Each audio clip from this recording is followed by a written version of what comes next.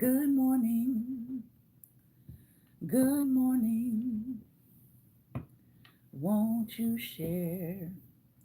Share with a friend or two. Good morning, good morning to you. You. Good morning, good morning, good morning to you. I hope everybody is having a great and wonderful day. Welcome, welcome, welcome to Daring Dialogues. I'm your host today, Shantae Charles. Again, I hope that you are having a great and wonderful day. There's a couple of things I want to discuss today. I don't have much time.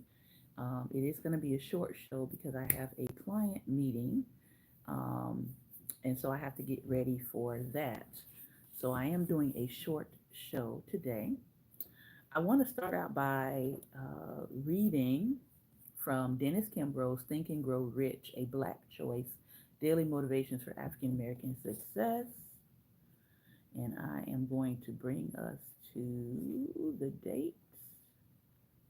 It is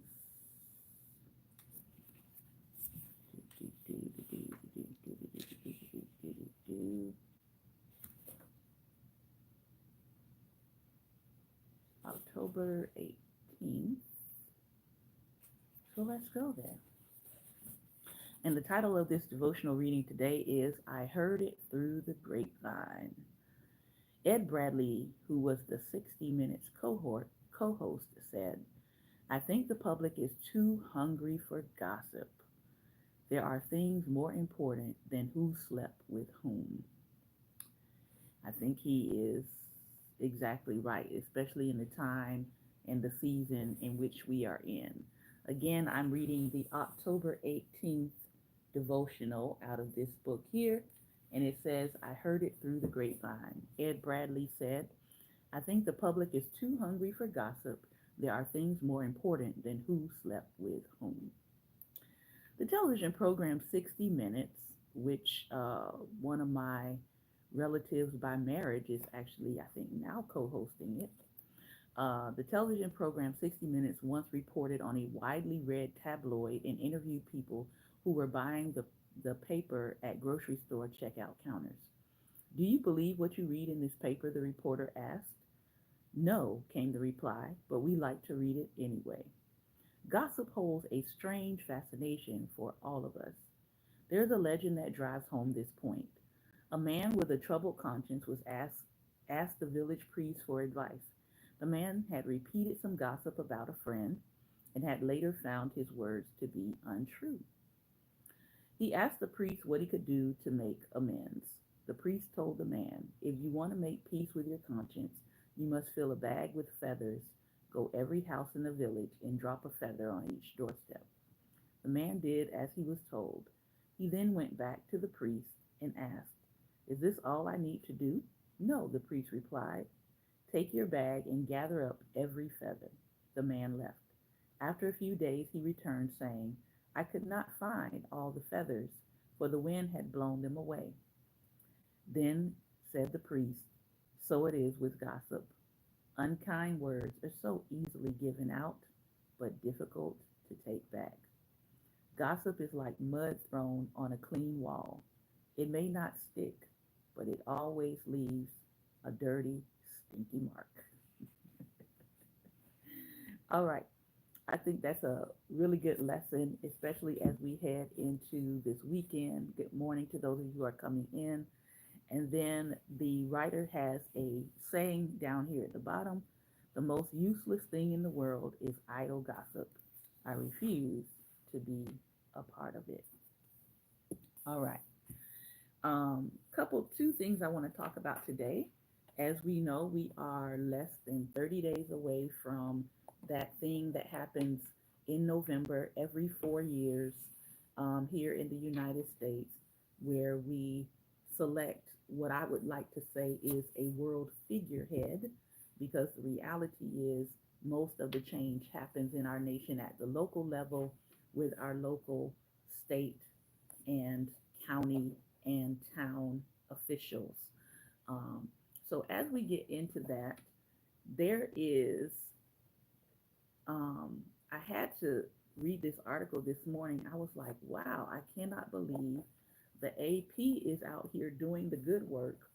Um, and they are actually sharing something that is, I would say, pretty beneficial for most people to read. But because I know most people are probably not going to read it, I'm going to read it aloud for you today. The article is Under Politics, and the heading is What's a Jezebel Spirit?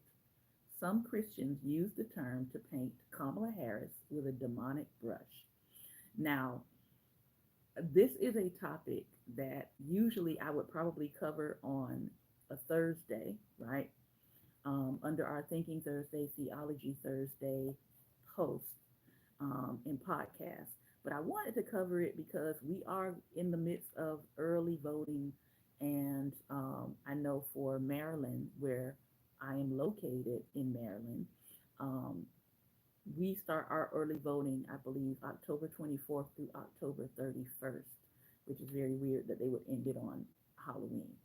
But anyway, so this particular term, Jezebel spirit, has not just been used to describe Kamala Harris. It's been used to, quite frankly, describe and discredit a lot of women who hold positions of power, women who are in leadership. Um, and it's been used, of course, in a very derogatory way because of the origin of the story from the Bible and the Bible's um, interpretation of this particular story. From my understanding, there are some other sources out there that talk about this particular queen, but most people know her from the Bible. So I want to read through this article and I want to point out a couple of things because one of the books they refer to in here, I actually have this book and I find it to be a very powerful book. We may get into reading it um, maybe hopefully at the top of next year. I have so many books for us to be reading and reading aloud and looking through and discussing. So it is a good book, and I'll point out which one that is as we're reading through. But let me go ahead and begin reading this article. And it says Christian nationalist leaders are telling followers that Vice President Kamala Harris is under the influence of a Jezebel spirit.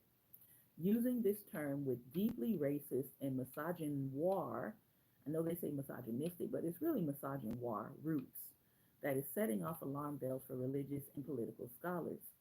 The concept is inspired by the biblical story of the evil queen Jezebel, who persecuted prophets and was punished with a horrible death. The word Jezebel was used also during enslavement throughout the United States to describe black women, casting them as overtly sexual and untrustworthy. Even to this day, even in real time, we still have people who, when they see black women or they see black women on screen, social media, television, whatever it is, we can have on headscarves, we can have on turbans, we can have our hair down, our hair up, we can have full clothing on or no clothing on, or very little clothing on, and you'll still have someone sexualize a black woman because she is a black woman. I can't tell you how many comments I have to hide every time I come on social media platforms that have nothing to do with what I'm actually talking about because the comments are suggestive, sexual in nature, disrespectful, etc., etc., etc. Like in real time, I'm literally up here hiding comments that are sexual in nature from people who don't know me, that your first response when you see a black woman on screen is to say something sexual to them. That's something that you got to check within yourself. All right, I'm going to keep going. In the context of Jezebel spirit, the term has sinister connotations, suggesting the person is under the influence of demons in a spiritual battle between good and evil. People who have studied the January 6th insurrection warn that similar rhetoric on spiritual warfare was what drove many people to the U.S. Capitol that day. This whole we're in a spiritual battle against good and evil and deciding who's the good person, who's the bad person, right? Those kinds of comments are what drove people to the U.S. Capitol. Yeah, and there we go. People are hearing this woman is possessed by a demonic spirit that is hardcore, terrible, hates men, hates authority, and is going to do whatever she wants to do, said Anthea Butler, professor at the University of Pennsylvania and author of the book White Evangelical Racism, who has studied the New Apostolic Reformation for a while. The term, Butler said, is coded language to communicate that the person, a woman, usually a Democrat, black, or multiracial, is not an acceptable candidate. Harris, by the way, is a Christian and a Baptist. But when faith leaders tie her to Jezebel, Butler said it suggests falsely that she is non Christian, which is false. So, where does the term come from? In the Old Testament, Jezebel is among the vilest of villains. She was a foreign born queen who wielded great power, persecuted prophets, and worshiped other gods. Ultimately, she was punished by being thrown out of a window, trampled by a horse, and then eaten by dogs. Later in the Bible, a Jezebel appears as a false prophet portending the end times and promoting sexual promiscuity. The term has a long history of being used in the U.S. against women, especially black women. During times of enslavement, the idea was used to justify the systemic, intimate assaults and the R word of black women and girls. It has been used in the past to target other women such as Hillary Clinton, Michelle Obama, and to categorize movements such as feminism or even reproductive rights as demonic or evil. Conceptualizing female candidates through the Jezebel spirit is dangerous, said Tamara Lomax, author of the book Jezebel Unhinged. She's an associate professor of religious studies at Michigan State University. Now, I have that book, Jezebel Unhinged, and I do recommend that people get that book. Who is using this term and why are they using it? The usage comes from a politicized movement of charismatic Christianity called the New Apostolic Reformation. Now, they aren't the first people to use this term, so I don't want people to think that. This term is also being used in the black church quite a bit. So the black church is not exempt from this critique of the use of this word. It is a decentralized yet highly networked movement whose leaders widely teach that demonic forces are involved in spiritual warfare and can speak through people. In this case, according to the New Apostolic Reformation, the Jezebel spirit is a demon who is at work on earth and has the qualities of the Bible's Jezebel. The language is used to galvanize and catalyze Christians with apostolic sensibilities with messages that the next election is do or die. Matthew Taylor's book, The Violent Take It by Force, provides a history of the New Apostolic Reformation and details its influence in the January 6th insurrection. It's used as a means of justifying aggression. Christians are supposed to love their enemies, but but Christians are allowed to hate and get rid of demons. So if you juxtapose a human being with the ideology and the connotation that they are a demon, then it makes it easy to attack the Christians that have been identified as quote unquote demons. And some people could use that militant rhetoric to justify real world violence, which is what we're seeing happen now in the United States. When you have people who have this kind of ideology, you get what happened in Sarasota, Florida, just, I believe, last week, where there was a black teen after the hurricane hit who was out walking in his neighborhood trying to find a signal for his phone. He was on the phone with his girlfriend. Then he had to apparently get off and start filming himself being followed by four white men, one in a truck, three others on foot, with their white child in the back seat, looking at them, stalked this teenager around the community in the neighborhood. And when that teenager did not respond to them and did not answer the way that they wanted him to answer, one of them pulled a gun on that teenager and was going to go for it when the other one that he was walking with pulled him back. So we very well could have had another Trayvon Martin-ish, Ahmaud Arbery-ish kind of event that happened. Why? Because people who think this way, who are using this kind of rhetoric, who are buying into these kinds of words, are doing this now and justifying real world violence against people that they feel are evil and demonic. Now, this movement was on prominent display on January 6th, Taylor said, as believers, quote unquote, waged warfare, spiritual warfare at the Capitol. As the attack took place, people sang religious songs. They prayed and blew shofars, a horn in the Jewish tradition that's been adopted by Christian nationalists and others, inspired by their use in the biblical battle of Jericho.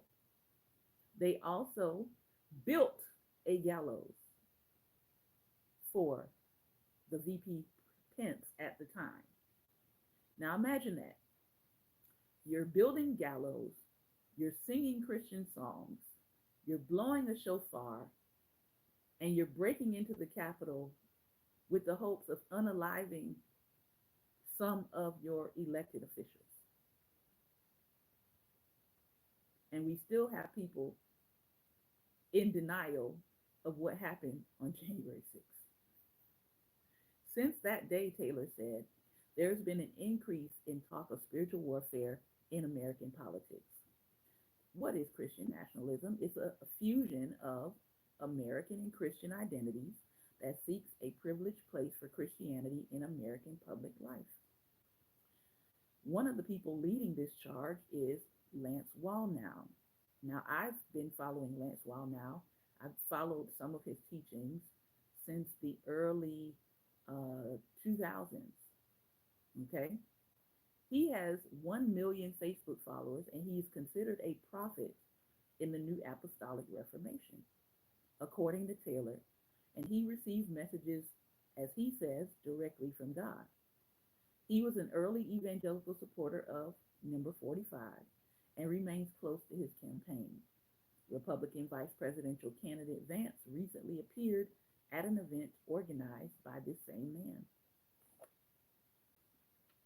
The Trump and Harris campaigns did not respond to requests for comment. Wallnau posted a video on X in which he said, quote, with Kamala, you have a Jezebel spirit, a characteristic in the Bible that is a Jezebel spirit, the personification of intimidation, seduction, domination, and manipulation. He said, adding, she can look presidential, and that's the seduction of what I would say is witchcraft. This is somebody that the vice presidential candidate is listening to. In a different video, he said Harris represents, quote, an amalgam of the spirit of Jezebel in a way that'll be even more ominous than Hillary, because she'll bring a racial component and she's younger. In other words, being Black, being young, being beautiful, being a woman, and being an intelligent woman is a dangerous threat to society. This is the person that Vice President nominee Vance is listening to. This is a whole problem if you have daughters in the United States and you are planning on voting for people who see women, who see Black women, who see women as seductive, as a threat. Let's talk about the whole population of the world and the number of women in the world. And this is the people that want to lead the quote unquote freest country in the world. And this is what they think about the candidate. But ultimately, it's what they think about women. Yeah. Meanwhile, Meanwhile, Trump is described by some preachers within the New Apostolic Reformation ties as being, quote, anointed by God, fighting on the side of angels. Well, if he's anointed by God, I don't want nothing to do with that God he's anointed by. Wildnow didn't respond to the AP's attempts to reach him for comment, but after backlash over the use of his Jezebel spirit rhetoric, Wildnow posted on X to clarify his thoughts further on Harris. He said, for the record, Kamala isn't a demon, and no living soul on planet Earth is a demon. However, people, political parties, and organizational structures can be under demonic influence. This is still problematic language. This language has seeped down into ballot races as well. In Indiana, the Republican candidate for lieutenant governor said that the election is between strength and godly boldness on the state Republican ticket and the quote, the Jezebel spirit on the Democratic ticket, which is led by three women. Micah Beckwith, a pastor and self-proclaimed Christian nationalist, did not respond to voicemails and text messages seeking clarity on these comments. Beckwith told the Indy Star this month that his comment was not about gender, but democratic ideas. On October 12th, thousands gathered to pray at the National Mall, where Chi An, a leader in the New Apostolic Reformation, decreed that Trump is a, quote, type of Jehu, the biblical figure who overthrew Jezebel's reign and ordered her death. An, who did not respond to the AP's press-seeking comment, pleaded with the crowd to get out and vote. He said, I decree it by faith that he will win. He will be our president, and she will be cast out. Again, these are people who are utilizing very dangerous rhetoric in talking about this race, in talking about this election. So I would encourage people, if you want to do more study on it, you can look up the New Apostolic Reformation. I would recommend that you look up Christian identitarianism. I would recommend that you look up dominionism. I would recommend that you look up the Seven Mountains Mandate. All of those things are white supremacist doctrines with a little bit of Jesus sprinkled on top. Kenny Loggins Jesus, by the way.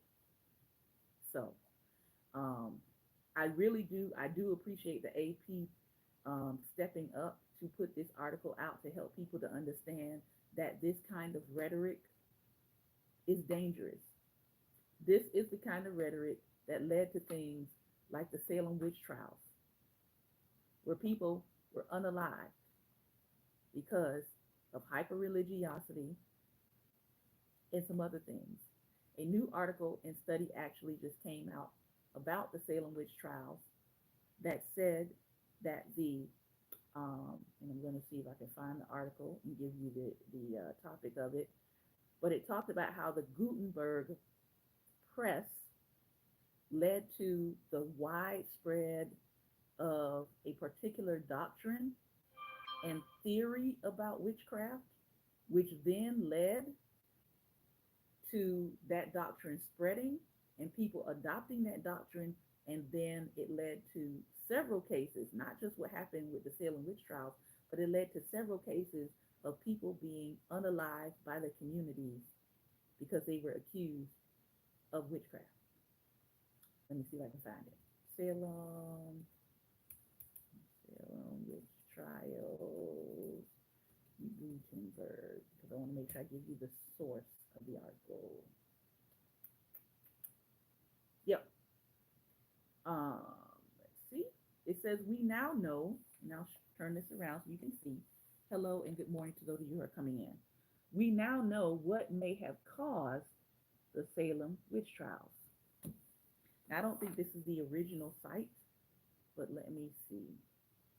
A new study purports to have discovered the source of the witch craze that led to witch hunts across Europe and America in the 15th through 17th centuries.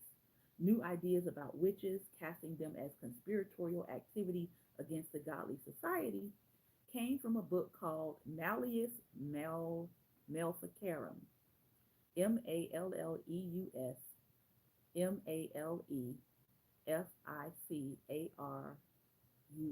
Malleus Maleficarum.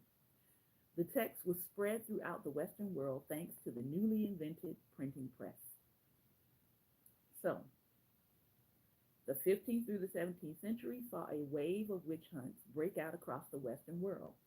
The Salem witch trials in Massachusetts, the 1428 Hexen hunts in what is now Switzerland, and the myriad persecutions in Scotland and Ireland after the passage of the Witchcraft Acts of 1563 and 1586 are only a few of the many witchcraft-related uproars that began to plague Europe and America. The ideas of witches have been present in folklore all the way back to the time of the ancient Romans, but a persecution on this scale hadn't occurred before across nations. What could have prompted these 300 years of deadly witch hunts? Well, a new study published in the Journal of Theory and Society seems to have pinpointed the source of the outbreak. And as it turns out, the culprit is none other than Johannes Gutenberg. No, he was not some master of the occult, but his most notable invention, the printing press, is what helped the massive spreading of a new theory of witchcraft in the 15th century. One particularly damaging mass-produced book at the time, a book called Malleus Maleficarum, written in 1487 by a Dominican friar, reshaped how the Western world saw the practice of witchcraft. As the study writes, this new line of thinking depicted witchcraft as conspiratorial activity against a godly society and not simply something that was done in a local village. More than just crafting a conspiracy theory, the title of the book, which translates to The Hammer of Evildoers, also served as the first printed guide for hunting witches or witch hunters. So when people say, oh, it doesn't matter what's being said, it doesn't matter the rhetoric that's going on, it absolutely does. It absolutely does. Because it starts with ideology, it starts with rhetoric, it starts with words, and then those words become books. And then those books become widespread. And this conspiracy theory back then led to the unaliving of several people for being accused of something they probably weren't. And this went on for about 300 years. So, yes, we should be addressing terminology that's being used against people who have not done anything wrong. We should address it. Yeah. So, as these copies of this book went abroad, it spread in what the study calls ideational diffusion. More than just the adoption of certain actions by a culture, ideational diffusion represents the adoption of new ideas which lead to social actors to reinterpret the world and thus change their behavior, which is actually what has gone on when we have a whole segment of our society calling themselves MAGAs. That's what's happened. In this case, thanks to the printing press, this book became an early form of mass media, easily spread among the elite and the literature of European society. Those unable to read would inevitably hear the ideas regurgitated by the literate and spread it to their neighbors that way.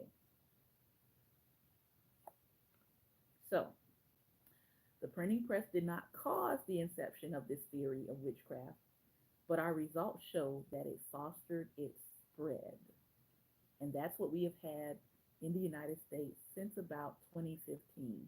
This fostering and this spread of xenophobism, of hating the other, of these people are from blank hole countries. They're bringing in just this kind of person. All of that rhetoric has been spun into conspiratorial theories that are now infesting our country. How do we stop it? Well, you're a citizen of the United States. You have the ability to vote. You can stop some of its widespreadness on November 5th, or if you're in a state with an early voting time, you can start before then. All right. Last thing I want to share today, something a little bit more on the light side, and then we've got to roll on out. The other day, I was thinking about this squirrel that keeps showing up in my yard. This squirrel came and he was digging in my ground. And I was like, this squirrel is tearing up my grass, my beautifully manicured grass. What is going on? And I looked at that squirrel for a while. I even videotaped it. And I was like, what is this squirrel digging up? And come to find out, this squirrel was digging up nuts that it had gathered in another season. It was digging, digging, digging, digging. Then it scooped the nuts up, and then it turned around and looked at me, and then it just sped off. And I was like, I started thinking to myself the other day. Most of us have had some kind of a run in with a squirrel if you live here in the United States. Either you've seen them hopping from tree to tree, or they've been trying to get you into a car accident on the road, skipping back and forth on the street while you're trying to drive and not trying to figure out where they want to go, or just sitting there in the road while they see that you're trying to drive. And I thought to myself, man, this squirrel has had to have some hope, had to have some faith and belief, and most certainly planning, because it made it back to my yard in a new season to go and dig up what it had planted and hidden and stored away for itself before. It survived all of the seasons. It survived possibly being hit by several cars. It survived other predators wanting to get rid of it. But yet it made it back. It remembered the spot where it had stored its food, made its way to my yard, didn't care that I was looking at it dig up their storehouse, and got what it is that they put away. And I thought to myself on this Friday, how much more should we be doing?